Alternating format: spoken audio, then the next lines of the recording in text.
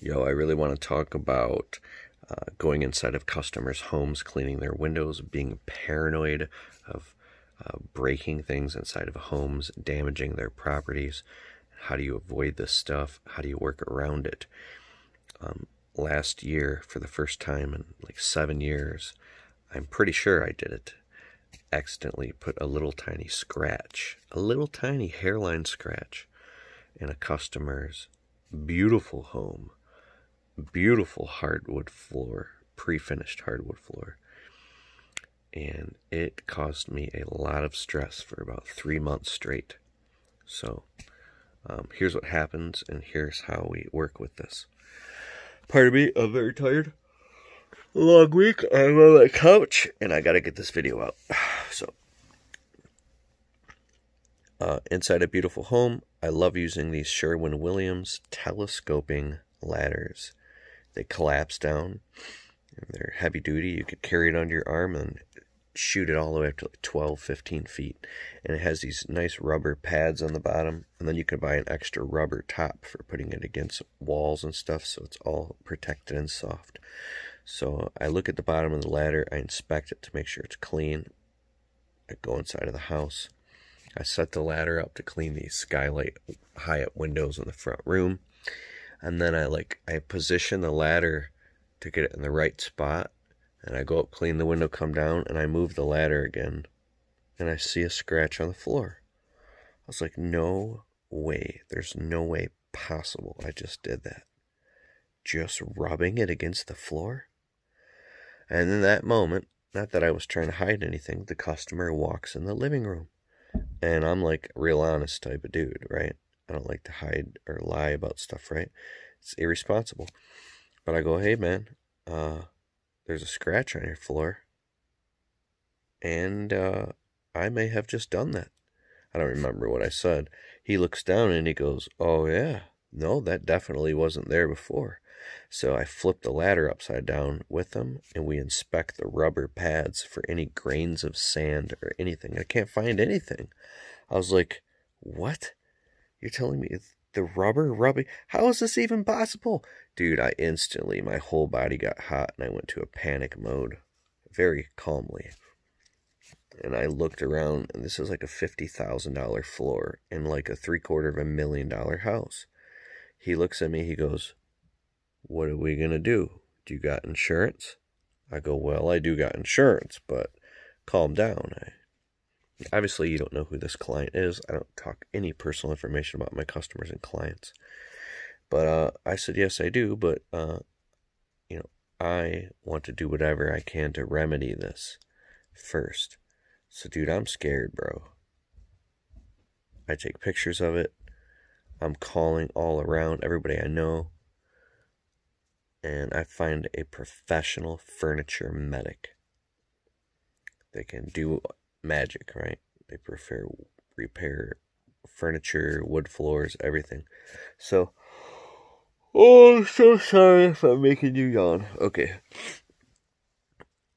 Furniture medic comes out.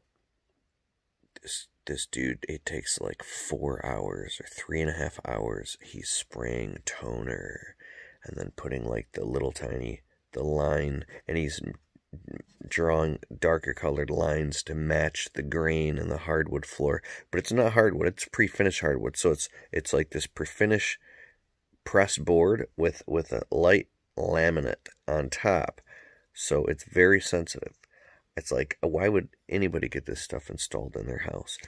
And I looked around, and there was another big scratch on the floor from where...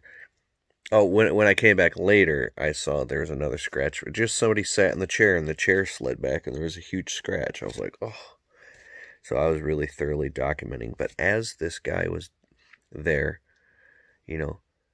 I showed up, and I stood there for 3 hours dripping in sweat, watching him, taking pictures, asking questions. He's drawing little lines with the darker color to match each individual wood grain, then going across, and then rubbing it in and buffing and polishing, and then spraying multiple lines of toner, then clear coat, then lacquer, then toner, then clear coat, and he's building up the scratch and doing all this crazy stuff.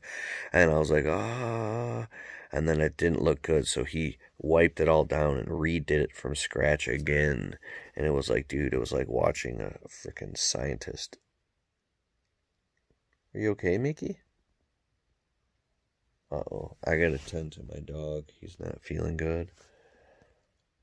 I gotta wrap this video up quick. So basically, by the time this guy was done, my mind was blown.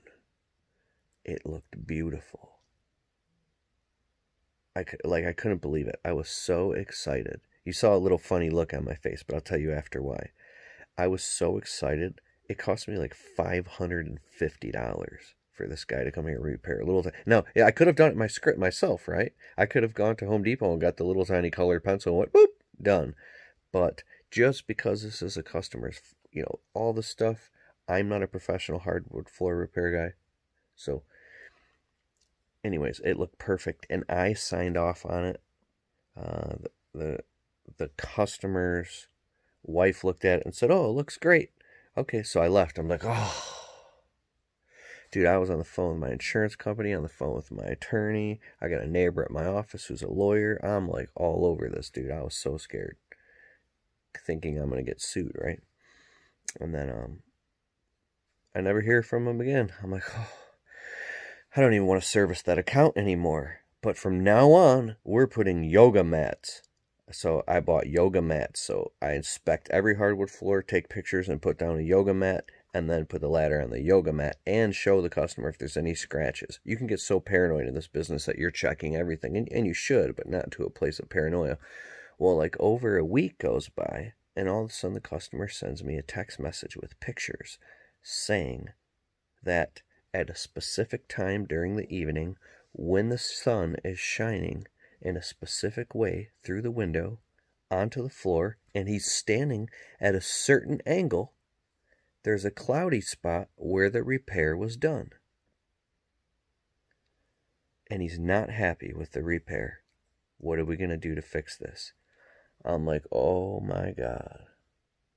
This sounds like nothing to you, but when you're the one going through this, hey, it's not fun to deal with, right? It's worrisome. So I'm on the phone with the attorneys again, on the phone with everyone, and basically I call up these furniture medics, and the furniture medic tells me, dude, there's nothing we can do. Whenever there's a repair, if you look at it at a certain angle, you're going to see signs and visibility that a repair had been done. We don't have a magic wand, right?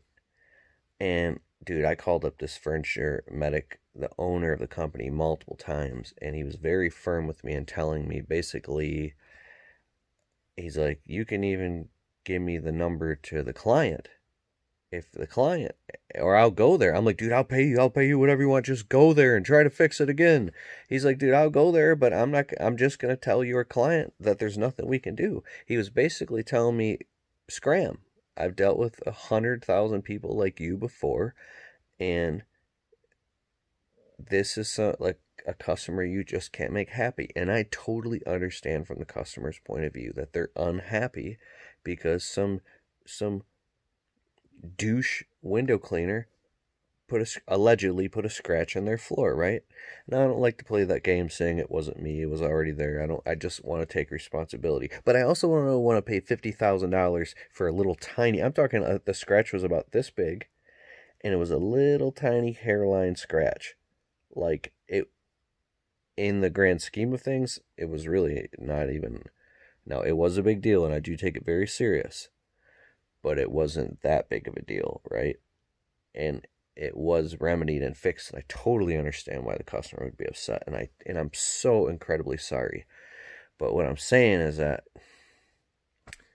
basically I just had my fingers crossed, and I kept communicating with the client back and forth until the client probably just got exhausted and caught up in life and finally let go. And I haven't heard from the client in a year now, and I'm glad. But little experiences like that make you, like, here's another experience I had. I should make it a different video, talking about scratches in windows and stuff like this. This stuff can drive you insane. This is a reason why some window cleaners quit, because they cannot, the pressure is very high.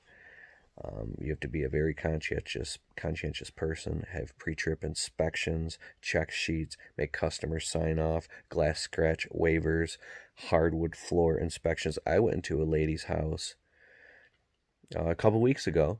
She wanted us to do the job. We are a lot more expensive than her previous window cleaner. And then she called back 2 days later and canceled before we even serviced the property, and it went with somebody else. I said, why? She didn't want to tell me. I said, can you please just tell me why for my records so I can learn? I want to be great at this. She goes, well, there was a lot of things that you didn't, want to do. Basically, she didn't like me or my attitude. When I went in the lady's house to inspect her house, it was a very high-end house with a lot of crazy exotic stuff all over the place. And I was literally walking in every room and every window, and I was asking her a lot of questions about, are we going to move these knickknacks out of the way? About this stained glass window. I want to let her know that we just do this. We don't do tracks. My criteria was so specific and so clear and underlined, and also letting her know of how conscientious I am, that I think it was straight up exhausting to her. But I'm not trying to get accused of something that I didn't do, and I don't want to do work for a customer who just wants me to just go ahead and clean the windows and cross that bridge when we get there. Screw that. If I'm going into a high-end home, I'm crossing every T and dotting every I until I've earned that customer's trust and they know that I'm a competent, conscientious window cleaner. Too much liability going inside of people's homes, because I've said this before. The customer who is the nicest customer in the world, who gives you cupcakes and brownies, is the same customer at the drop of a hat will turn into the ugliest, nastiest creature who will be attacking you and threatening you and will turn your world upside down in 2 seconds if you're not very careful. So never, ever, ever mistake kindness for weakness, and never cut corners just because you have a nice client. Never. Like, I've learned this, like, in the very beginning, early on, that you show customers respect, be very, very nice. If they act overly friendly with you, don't get buddy-buddy with them. Maintain professional composure and never let your guard down. And I don't mean look at your customer like your adversary or enemy, but in the world of commerce, commerce is a first stage exchange, which means it's adversarial, which means you have to, keep this professional image all the time. Like, what if a doctor in a white coat was just laid back drinking a beer, BSing with you? You'd walk out of there just because you're cool with the doctor, and he let his composure down. Now you might be thinking differently about him, right? It's just this, like... So, also with expanding a window cleaning business, totally different ball game. Gosh, I don't know. Let me know in the comments below. You have to find people that are very conscientious. And I have found people like that before, and even now, but I don't know, are they few and far in between, or is it just your state of mind? I think I'm leaning towards the paranoid side now on window cleaning, and I don't think that's too healthy.